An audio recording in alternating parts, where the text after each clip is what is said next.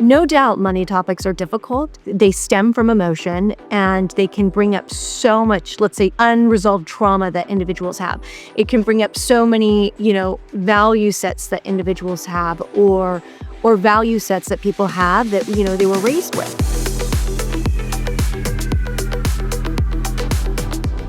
Hi, my name is Mina Kim, your host of the Klickline. I've worked on Wall Street for over 14 years. Then I built out Orange Dairy Fitnesses and sold them to a private equity firm.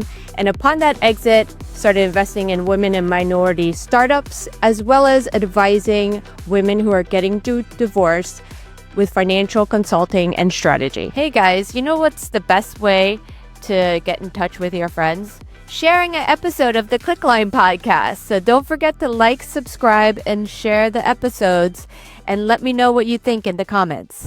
Welcome to this episode of the Klickline. Today we have Jackie Combs. She's a partner at Blank Rome, which has over 800 attorneys across 16 locations in the U.S. She has a background in corporate counsel for both private and publicly traded companies, and is now a family law and matrimonial attorney here in LA who represents high net worth clients across a diverse range of industries, including sports, entertainment, content creation, finance, tech, and innovation. You've seen her in the New York Times, USA Today, Business Insider, as well as a number of podcasts, and now the Klickline. She's known to handle celebrity and high-profile cases. Thank you so much for being on, Jackie. Welcome to the Klickline. Thank you. I'm so excited to be here, Mina. Same. I know we've been talking for a bit, so I love to have you on. I'm just curious to start, what made you want to transition from corporate law to matrimonial family law? I know it's a little bizarre, isn't it? When I was a corporate attorney, I had a great position. I worked in-house at a publicly traded company, First American title insurance company, and I ran multiple different business lines, reported into the general counsel, and was with the company on and off, I think, about 7 years from law school out. And it was great, but I needed something that had a little bit more human contact, and serendipitously fell into family law and haven't looked back. Oh, amazing. Yeah. Oh, that's great. I've had multiple pivots in my career too, so it's always interesting to see people's career path. So I know financial intimacy and the modern partnership is something that you really like to talk about, Yeah. and you specialize in. And interestingly enough, I'm looking at, a company as well that's looking at the burden that the mom has, Yeah. as a working mom and as a stay-at-home mom. And 65% of working moms report burnout, anxiety, and depression. And on average, I bet you think this number is higher in reality, but on average, spend 30 hours just planning, remembering, and coordinating. The mental load, right? It's Right.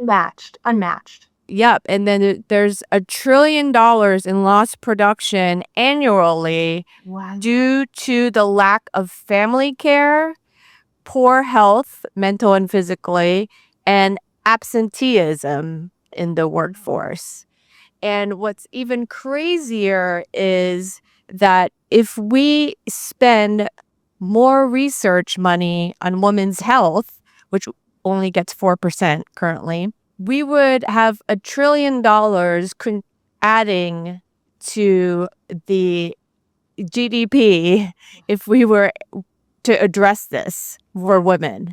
And so it's a big topic on financial intimacy, women's health, and, addressing all of these concerns that affect 51% of the population. Yeah.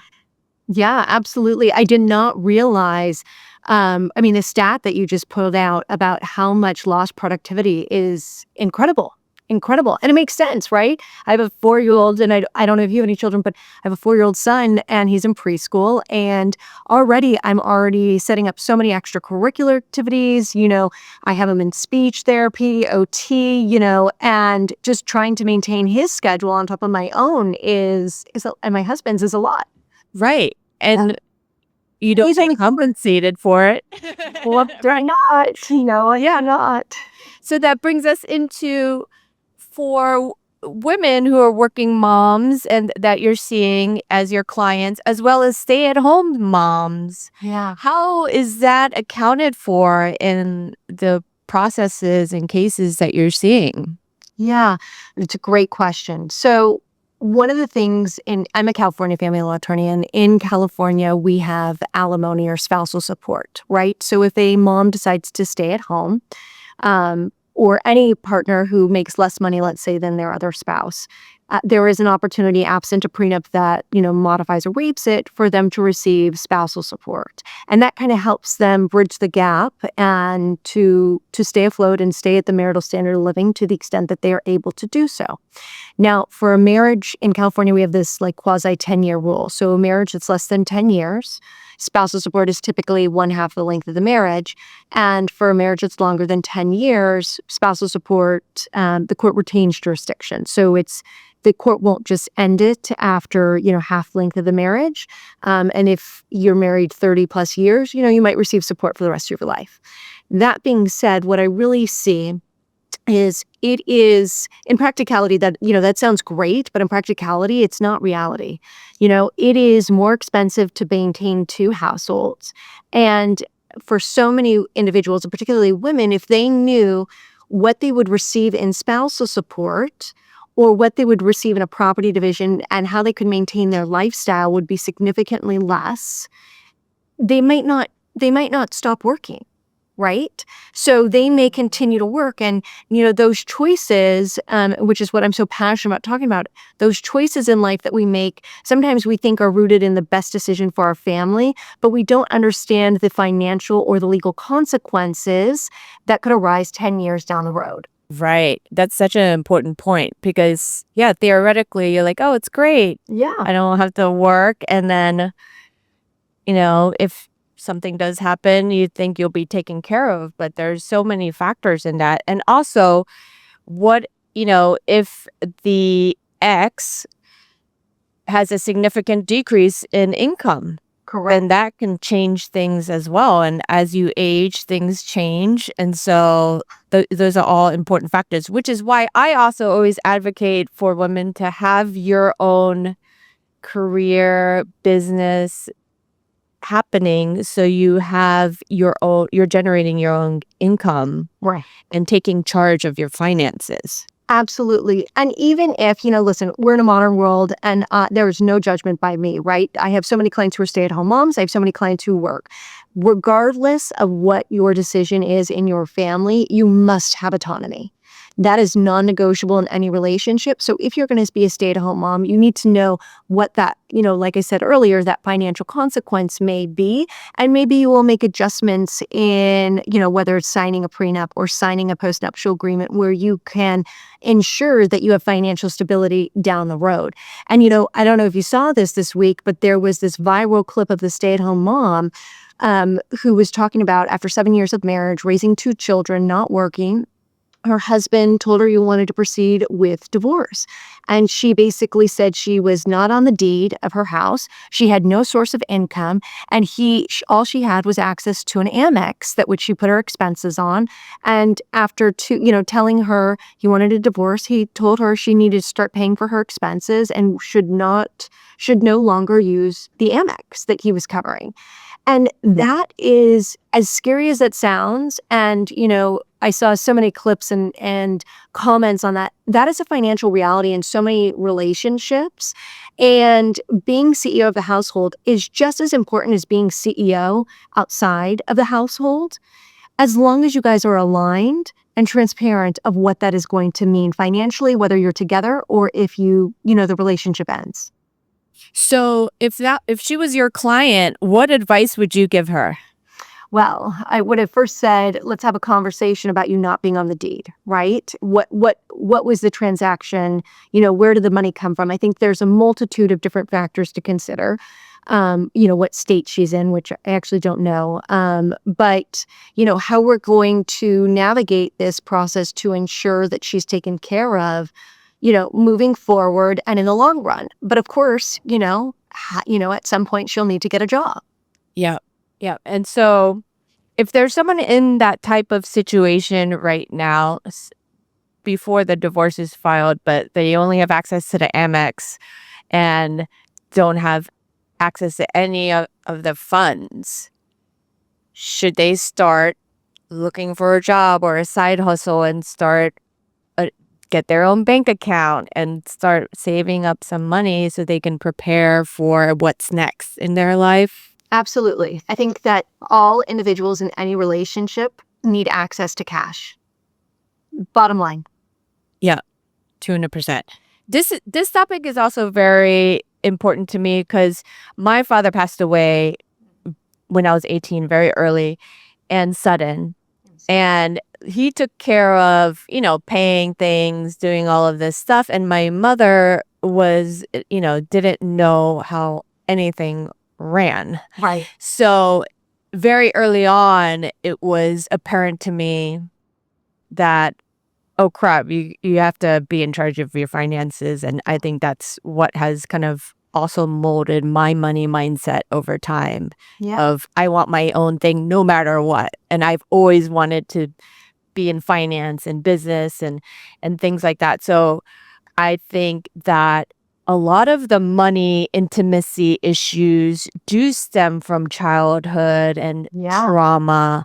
And so have you seen any kind of these correlations in the stories of people that your clients?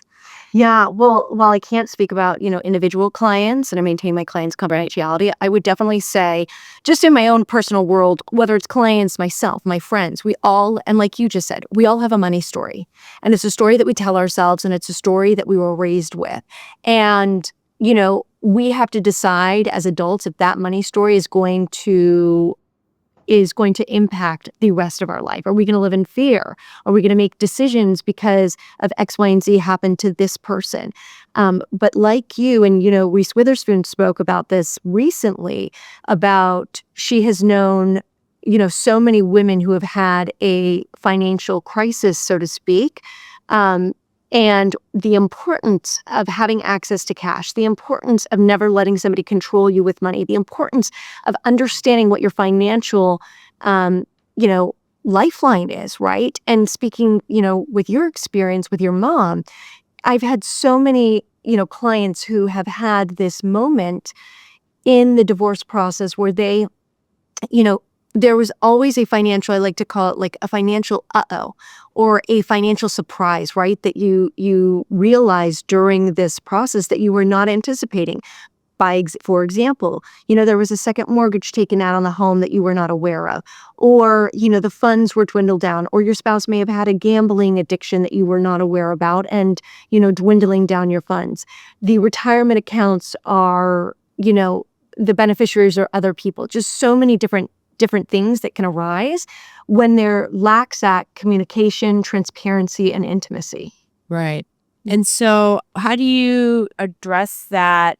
I mean, by the time they come to you, it's already a problem, right? Yeah. And so what advice would you give people out there on trying to get ahead of the curve?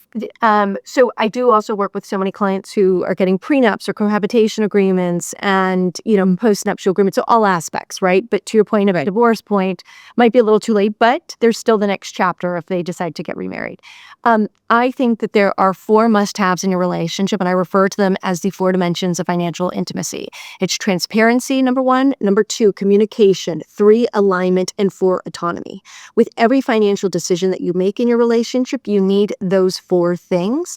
And I would say for any young couple who is starting out their life together, there's so many different legal complexities because there's separate property, there's inheritance, there's, people get married later in life, they may own a home or they may have started their career different. No circumstance fits every situation given the nuances of everyday life and everybody's financial circumstances. So you can create a framework that works for your financial circumstances. That's what's important. And you have to be aligned on that. You don't have to agree on everything, but you have to be aligned. So if we're talking about for the folks who are dating, Yeah. right? At what point in the relationship would you suggest that they start addressing these 4 pillars, because I think that is so smart and so important. And a lot of people don't during the dating period. And then you're like a year or two in and you're like, what is going on here? Like, right? Financial wise, I didn't know you had all this credit card debt. I didn't know you had this gambling problem. Yeah. So how do you suggest people going about that now? I mean, early on. And Gen Z is actually like trend setting, communicating about money in their relationships within the first 6 months, which is significantly faster than boomers and millennials. I would say that you should be talking about money within the first 6 months if you are serious about somebody and starting a life with them. That doesn't mean on the first date you're going to ask them, what's your account balance, right? Or do you have any student loan debt? However, I think it's fair to throw out questions that are light and fun, such as if you won the lotto today, for $200 million or $100 million, what would you do with that money? And see if that response is aligned with your values. And that's really what it comes down to, is your values. Are you aligned? Does somebody want to, live for forever and save to create generational wealth for their children? Or does somebody else want to just spend it all and not leave anything for their children? And those are two fundamental different value sets. Yeah. And so interestingly, I had a poll on my social asking, do you merge your finances with your partner? Yeah. And it was 100% no. Interesting. Interesting. Super interesting. Curious to see what the demographic on that was. It was a lot of women. Yeah. Mostly women, I would say. And they said no. I found that super interesting. Wow. So maybe it's like a change in the in population now. Yeah. Because I think back in the day it was probably very different, Yeah. right? Well, the one thing that's interesting about that is just because you don't merge your finances or you don't share an account doesn't mean the law doesn't see that you have merged finances. And that's something that's really important to understand, that if you're married and your spouse has a gambling addiction, you may be on the hook for that loan that he took out. Exactly. Right. So, and your estate could be liable. So it's really important to know that just because you have a separate bank account does not mean that money is not joint. Right. Yeah. Yeah. So it's so important that you really, who you're partnering with has the shared values, like integrity that you're looking for. And sometimes that takes time. And so I would, advise people to really make sure to double check, because it is such a taboo topic to talk about. Right. But it shouldn't and be. address. But it shouldn't be. It shouldn't be. Why? I mean, why do you think? I think a lot of women are afraid to address this with their husbands. And it could be a family upbringing, how they viewed money and how their fathers handled it. Totally. It could be a cultural thing. But how do they avoid the uncomfortableness and getting over that? Because we all have uncomfortable feelings when something is different and there's change. And some people are really avoidant when it comes to topics that involve kind of like a confrontational aspect to it. Well, and that word that you just said, confrontational, that's the issue.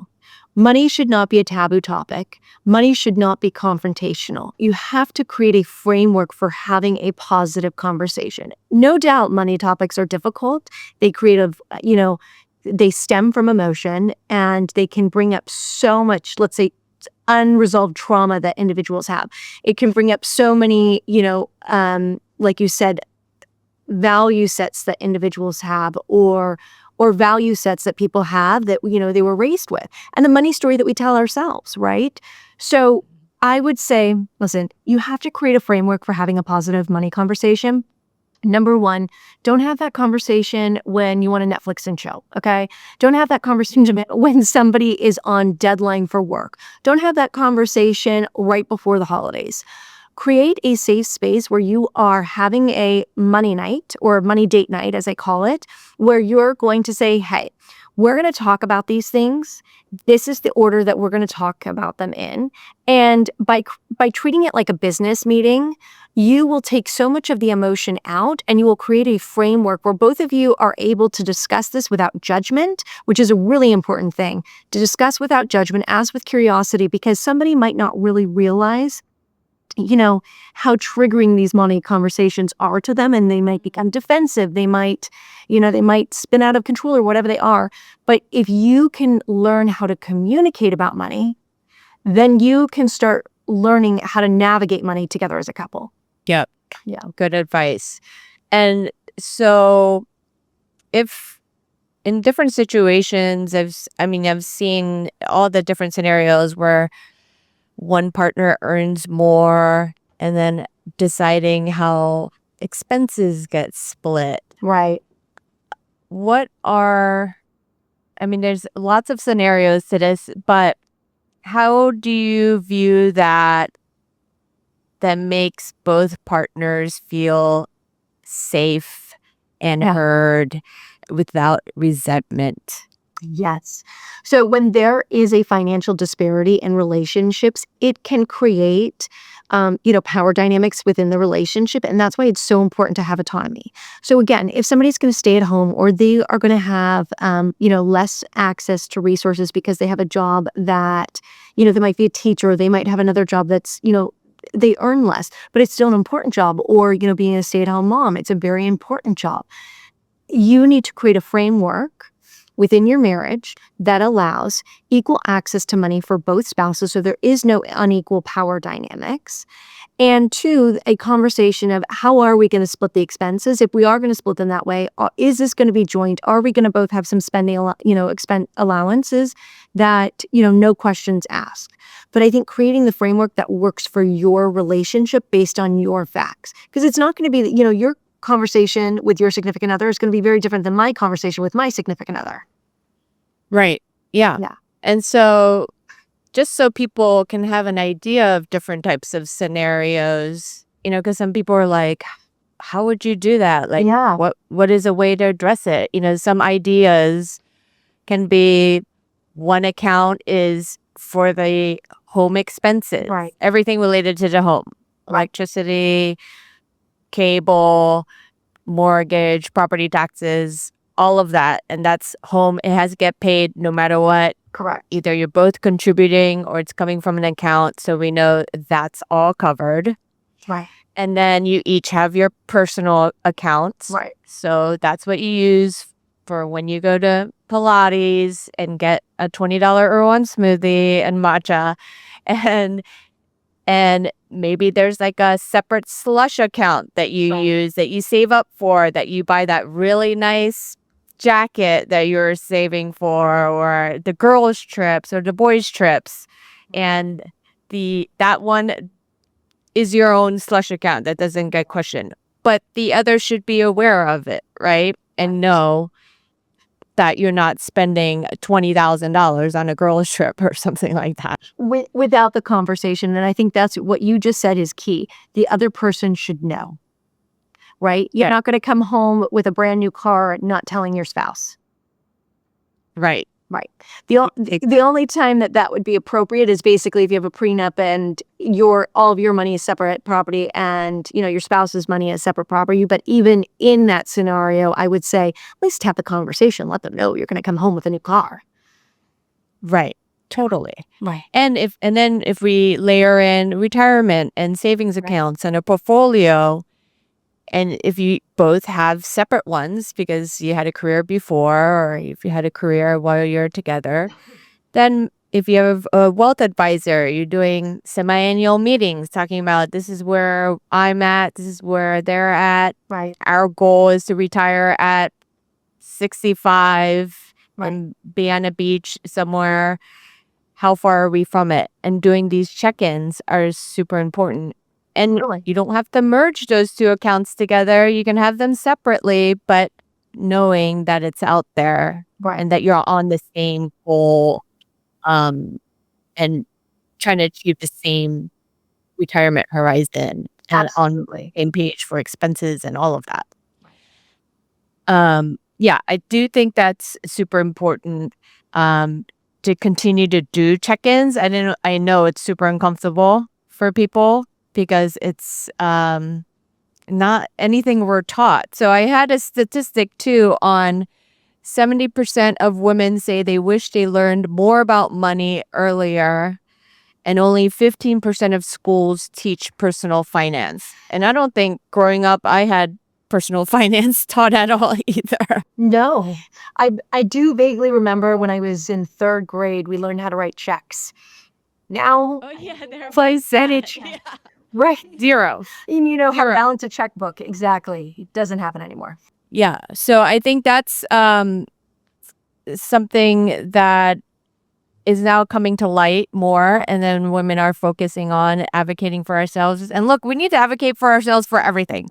It's money, it's our health, Yeah. it's our careers, everything. Absolutely. Because we are still, even though 51% of the population, we're still the minority in a lot of things, Yeah. and rights and funding and all of that. So Yeah. always advocate for yourself in all of these areas. And we want people to have control of not only their own life, but, for their children and future generations to be able to see that.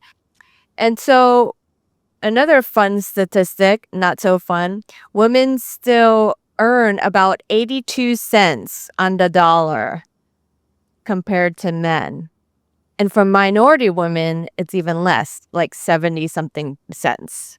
Wow. So this is obviously a systemic problem, but another reason why it's so important for us to take charge of our money and financial stability, because we have to work harder for the same dollar. Right. Right. Yeah. And so, as you know, the name of the podcast is called The Klickline. Yeah. And so when in your personal or professional career, was there a moment that all of a sudden something clicked? I think two moments in my life, okay, or a couple moments in my life. I'll say this: when I met my husband, it clicked, and he was my partner, and he still is today. We've been together almost 14 years, married 9 years, and I met him the day after I graduated law school. And which, of course, just serendipitously through my best friend actually introduced us, and it clicked. And the reason why is because we are partners. We are partners in all aspects of our lives. And having those money conversations early on, because I met him when I was 23, was so difficult for me. And I grew up in a household where we did not communicate about money. It was very taboo. Like, we do not discuss those things at the dinner table.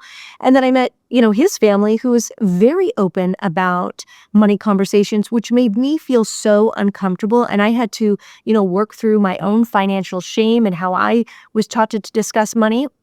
And, and if I felt that way, and so many of my clients have felt that way, then so many individuals and women, around the world must feel that way.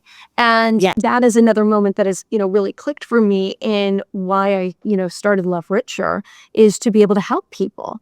And, taking a step back, when I transitioned into family law, which I would have never guessed in law school that I would ever be a family law attorney, because when you're a family law, when you learn about family law, you think it's you're fighting over pots and pans. It's like the worst kind of law to practice, right? I mean, it's that's how it's portrayed, but it's actually very interesting. We have very, my clients, I like to think of them more as like businesses, and they are, I'm winding down businesses or I'm merging businesses, and I'm helping clients navigate very interesting and difficult, transitions or positive transitions in their life. and how it relates to money. But when you have clients who are very high net worth, they may have multiple different businesses that they own, intellectual property, real estate issues, tax issues. And so they're very complex financial issues, right? At the end of the day, when I transitioned into family law, I really felt like I was helping people. And that was so important to me. And that's where it clicked.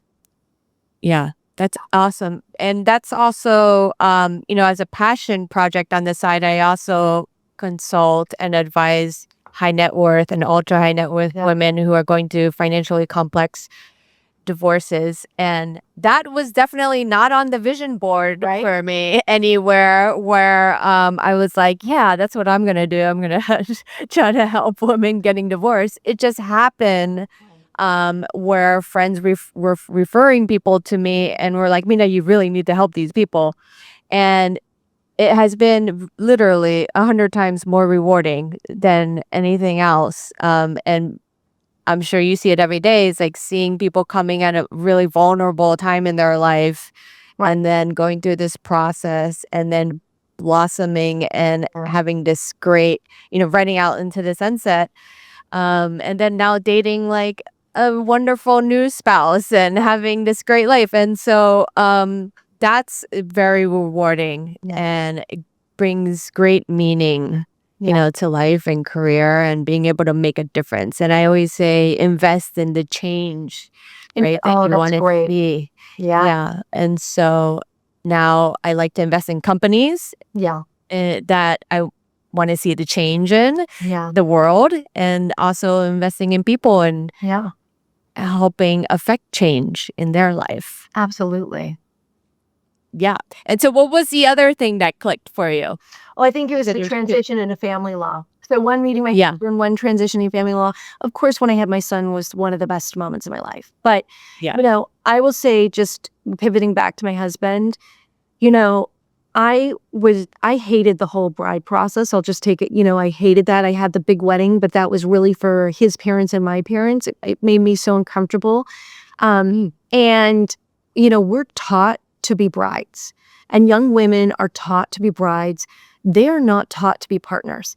And what's so important for, I think, younger, couples and younger women specifically to understand is you want to be a partner. And you want a partner because you're going to navigate a lot of hard moments in your life. And you want to know that who you are standing with is going to help you weather that storm. And if you guys are not aligned on those little things, you will not be aligned on the big things. Yes. Yeah. Totally agree. Mic drop on that one. Well, thank you so much for being on, Jackie. This is so fun. We love having you. And if anyone wants to reach out to Jackie, she's at love.richer on Instagram, right? And your website is Richer? Yeah. lovericher.com. Thank you so much for being on the Klickline. Thanks so much. Don't forget to send in your questions and comments to the Klickline. And one more thing, the views and opinions expressed on this podcast are for informational and entertainment purposes only and should not be considered professional advice. Please consult with qualified professionals for advice related to your specific situation.